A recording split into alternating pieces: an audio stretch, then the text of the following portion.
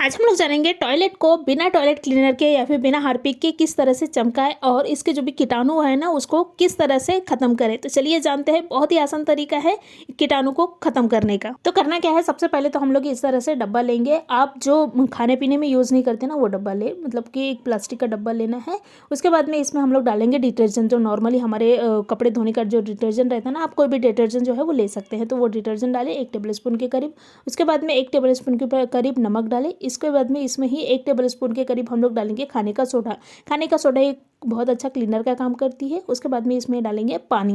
तो ये मैं 1 गिलास के करीब पानी डाल रही हूँ। उसके बाद में ये जो मिश्रण है उसको अच्छी तरह से मिक्स कर ले। देखिए इस तरह से मिक्स करना है। तो हमारी जो घोल है वो तैयार हो गई है। उसके बाद में हम लोग क्या करेंगे, ये जो घोल है उसको ना एक बॉटल में भर लेंगे। तो बॉटल के जो ढक्कन है उसको मैंने पहले ही, मतलब कि बॉटल के ढक्कन में पहले ही छेद जो है वो कर ली हूँ। तो इस तरह से आप छेद कर ले। उसके बाद में करना क्या है, ये जो मिश्रण है उसको बॉटल में डालना है। तो ये देखिए इस तरह से डाल दे। तो ये मिश्रण को बॉटल में भर लेना है। देखिए इस तरह से भरना है। तो मैंने ये सारे मिश्रण को जो है वो बॉटल में भर दी हूँ। उसके बाद में क्या करना है, हमारे पास में हार्पिक रहता है ना, आप चाहे तो हार्पिक को स्किप भी कर सकते हैं, लेकिन मैं हार्पिक थोड़ा सा डाल रही हूँ ताकि इससे और एक अच्छा मतलब कि क्लीन हो जाए, इसलिए। तो ये टॉयलेट क्लीनर है, आप चाहे तो इसको स्किप कर सकते हैं। तो ये मैंने टॉयलेट क्लीनर को डाल रही हूँ, आप चाहे तो हार्पिक को भी डाल सकते हैं। तो ये डाल दे। देखिए इस तरह से, बहुत ज़्यादा नहीं डालना है। अगर टेबल स्पून से करे तो 1 टेबल स्पून के करीब ये जो हार्पिक है मतलब टॉयलेट क्लीनर है उसको डाल दे। देखिए इस तरह से। उसके बाद में ये जो मिश्रण है उसको अच्छी तरह से हम लोग मिक्स कर लेंगे। देखिए इस तरह से मिक्स कर ले।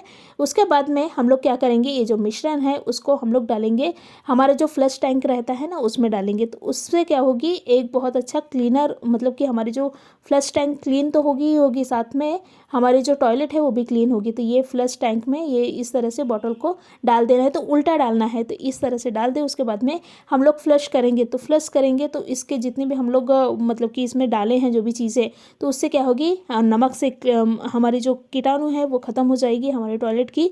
उसके बाद में जो हम लोग डाले हैं इसमें खाने का सोडा, तो खाने का सोडा एक क्लीनर का काम करती है और फ्रेशनेस का भी काम करती है। तो इस तरह से ये जो बॉटल है उसको डाल दें। तो इस तरह से आप अपने टॉयलेट को क्लीन कर सकते हैं बिना कोई खर्चा के। मतलब जो भी हमारे घर पे चीज़ें हैं उसी चीज़ें से हम लोग ये जो टॉयलेट है उसको क्लीन कर सकते हैं और बिना कोई हाथ लगाए इसके कीटाणु को पूरे ख़त्म कर सकते हैं। तो इस तरह से छोटे से उपाय है, छोटे उपाय है लेकिन बड़े काम के हैं। तो इस तरह से छोटे छोटे उपाय करके आप अपनी टॉयलेट को क्लीन कर सकते हैं। धन्यवाद।